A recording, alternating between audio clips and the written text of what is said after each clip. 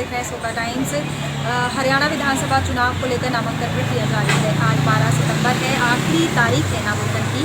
इसको लेकर आज बढ़कर तहसील में नामांकन प्रक्रिया के लिए पहुंचे, जहां विजय प्रताप जो कि कांग्रेस से थे, वहीं आप से वर्मा थे और साथ में उनके थे मनोज चौधरी जो कि बीएसपी से थे, वहीं दिनेश अदलखा थे जो कि भाजपा से थे। इन सभी ने नामांकन वहां भरा और नामांकन होने के बाद ये सभी पत्रकारों से मुखातिब हुए। हरियाणा विधानसभा चुनाव के नामांकन भरने की आज आखिरी तारीख थी। नामांकन भरने आए सभी उम्मीदवारों ने 90 विधानसभा सीटों पर अपनी जीत की दावेदारी की बात कही। आज बढ़कर लघु सचिवालय में नामांकन भरने गए, जिसमें सबसे पहले नामांकन भरा विजय प्रताप ने, जो कि कांग्रेस से चुनाव लड़ेंगे। उनके साथ उनका पूरा परिवार था जो कि उनकी जीत की दावेदारी करने के लिए पहुंचे थे। विजय प्रताप सहित पूरा परिवार मीडिया से मिला और उनके सवालों के जवाब दिए।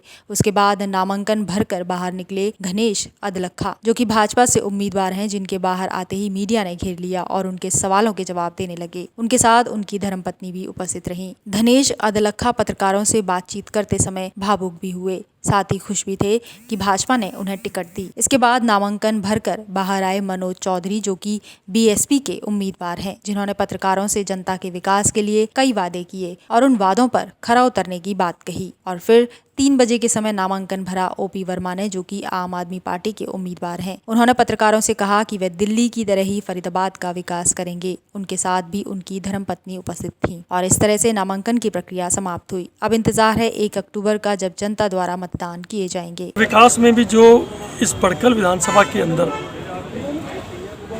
पिछले कुछ दिनों से जो देखने को मिल रहा है कि सीवर की जो समस्या है वो बहुत ज़्यादा चरमरा चुकी है, जिसके लिए हमारे पूर्व में शिक्षा मंत्री बड़ी बहन सीमा त्रिखा जी ने प्रयास किए कि उसका टेंडर हो जाए। एस्टीमेट भी हुआ, टेंडर भी हुआ, उसमें काफ़ी ज़्यादा खामियां थी, जो बहन जी ने ही अपने स्तर पर सबको आगाह किया कि जो टेंडर बना उसमें कहीं ना कहीं त्रुटियां हैं, उसको और अच्छे से अपडेट किया जाए। दोबारा से बन के सब चीज़ हम करेंगे और जो बहन ने लकीर खींची है उसी को आगे और अच्छे से बढ़ाने का। बड़कल में क्या स्थिति देखते हैं सर? कांटे की टक्कर होगी या क्लीन स्वीप मामला होगा? हरियाणा के अंदर तीसरी बार नायब सिंह सैनी जी की रहनुमाई में, मनोहर लाल जी के रहनुमाई में भारतीय जनता पार्टी की सरकार बनेगी और बड़कल विधानसभा का उसमें एक विधायक के रूप में प्रतिनिधित्व। समर्थकों के प्यार को देखकर भावुक हो रहे हैं कल से, क्या मैसेज देना चाहेंगे?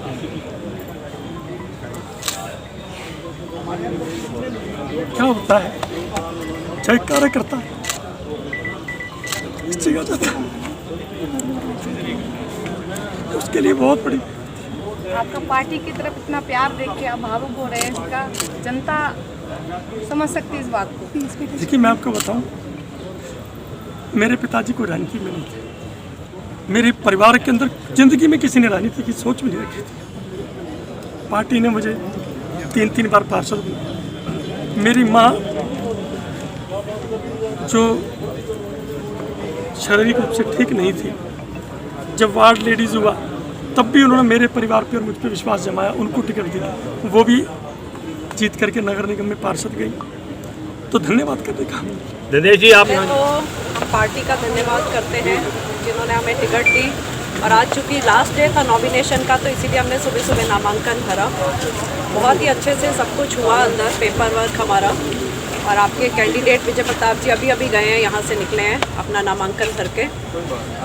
अब हम जनता से यही अपील करते हैं, पूरा परिवार इस वक्त साथ है हमारे, कि भाई अपना पूरा अच्छे से अच्छे हमें वोटों से जिताएं, आगे बढ़ाएं, यही हमारी उनसे पुरजोर अनुरोध है। और अपील होने के नाते कैसे कंधे से कंधा मिलाकर अब इस जंग में साथ लड़ेंगे, जीतेंगे?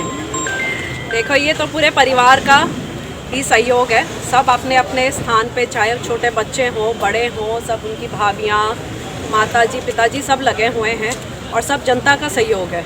पंजाबी समाज से आप आई हैं, तो अपने पंजाबी मतदाता हैं जो आपके भाई बहन हैं, उनसे क्या अपील करेंगे? अपील क्या, उनका तो पूरा हमारे समर्थन है, प्यार है, सहयोग है, आशीर्वाद है।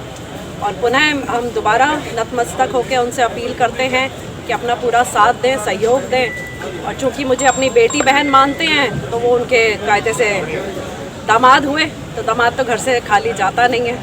आज खेलने की उनके पास जगह नहीं है, पार्क नहीं है, ये बड़ी विडम्बना है। उसके बाद रोजगार के अवसर कम हो गए हैं।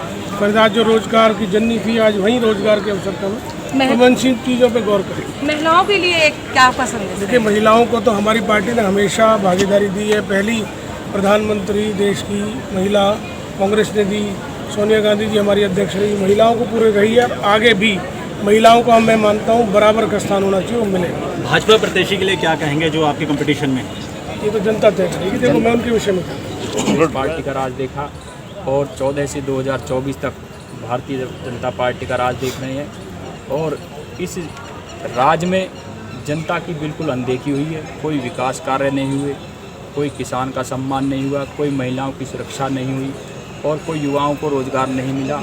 और जो विकास की बात थी स्लम एरियो में, गाँव में और सेक्टर एरिया जो था हमारा, उसमें कोई भी विकास के कार्य नहीं हुए, जबकि इनके बड़े बड़े वादे थे सफाई के नाम पर। तो ये खोखली सरकारें रही हैं। तो आप क्या मुद्दे लेकर आए हैं सर? देखो, हमारा विशेष मुद्दा ये रहेगा जो भाजपा और कांग्रेस के नेता नहीं कर पाए, जबकि इस विधानसभा में कांग्रेस के उम्मीदवार भी कई बार जीते और लगभग उन्होंने 25 साल राज किया, और बड़े 7 मंत्रालय भी रहे। 7 मंत्रालय होने के बाद भी हमारे अनखीर गांव है, बड़खल है, फतेहपुर है, मेवला महाराजपुर है, अनंतपुर गांव है, लकड़पुर खोरी है, SGM नगर बहुत बड़ा एरिया है ये, और AC नगर का एरिया है, भगत सिंह कॉलोनी है, गांधी कॉलोनी है। आप इनमें जाकर देखेंगे, ना तो कोई डिस्पेंसरी की सुविधा कर पाए, ना कोई आंगनवाड़ी की व्यवस्था है, ना कोई स्कूल बना पाए, ना कोई डिस्पेंसरी बना पाए, ना बच्चों के लिए खेलने के लिए कोई स्टेडियम बना पाए, और कोई स्कूल भी है तो उनमें ठीक से कोई स्टाफ नहीं है। तो ये जो है ना, जनता के साथ इन्होंने धोखा किया है। इन्होंने तो राजनीति में आकर राजनीतिक व्यापार करने का काम किया है। विधायक बने और मंत्री बने और जनता का खून चूसने का काम किया। जो विकास का पैसा हमारे रोड, सड़क, नाली, खरंजे में लगना था, डिस्पेंसरी, पार्क, स्टेडियम, हॉस्पिटल में लगना था, वह पैसा इन्होंने विधायक और मंत्री बनने के बाद अपने बड़े बड़े मॉल बना लिए, अपनी बड़ी बड़ी कोठियाँ, फार्म हाउस बना लिए। तो इन्होंने जनता के साथ धोखा करने का काम किया। इनेलो बसपा का गठबंधन था और इनेलो का आज भी कोई आदमी मौजूद नहीं है। आज इनेलो और बसपा का गठबंधन है। हमारे साथ यहाँ पर जिलाध्यक्ष भी और तमाम साथी मौजूद थे, लेकिन सभी आज लास्ट नॉमिनेशन की डेट है, सभी अपने अपने एरिया में आज नॉमिनेशन करा रहे हैं। और इनेलो बसपा गठबंधन पूरी दिल से एक साथ है और सभी उम्मीदवारों के साथ जो है संगठन के साथ ही लगकर मिलकर रखे। मेरी जनता से अपील है, आपने सभी को देखा है, राजनीतिक कांग्रेस की बात करें या भाजपा के उम्मीदवारों की बात करें, एक तरफ घोटालेबाज उम्मीदवार हैं, एक तरफ भूमाफिया हैं। राजनीतिक वो तो व्यापारी हैं, वो 5 दिन का चुनाव लड़ेंगे और 5 दिन में आपकी वोट को ठग कर ले जाएंगे, और 5 साल के लिए आप फिर अपने विकास के लिए, अपने कार्यों के लिए उनके पीछे दौड़ेंगे। वो आपके ना तो फ़ोन उठाएंगे और ना कभी मिलेंगे। तो वो तो व्यापार करने के लिए आए। और हम आपके माध्यम से कहना चाहते हैं, बड़खल विधानसभा में हम तो आपके संघर्ष के साथी हैं, आपके सुख दुख में रहे हैं, आपके सभी आंदोलन में रहे हैं, जबकि इनका दूसरा रवैया रहा। कभी जनता के बीच में नहीं रहे, कभी महिलाओं के साथ अन्य अत्याचार हुआ, किसान के साथ हुआ, कहीं किसी कर्मचारी के साथ हुआ, कभी आंदोलन नहीं खड़े, ये AC में सोते रहे।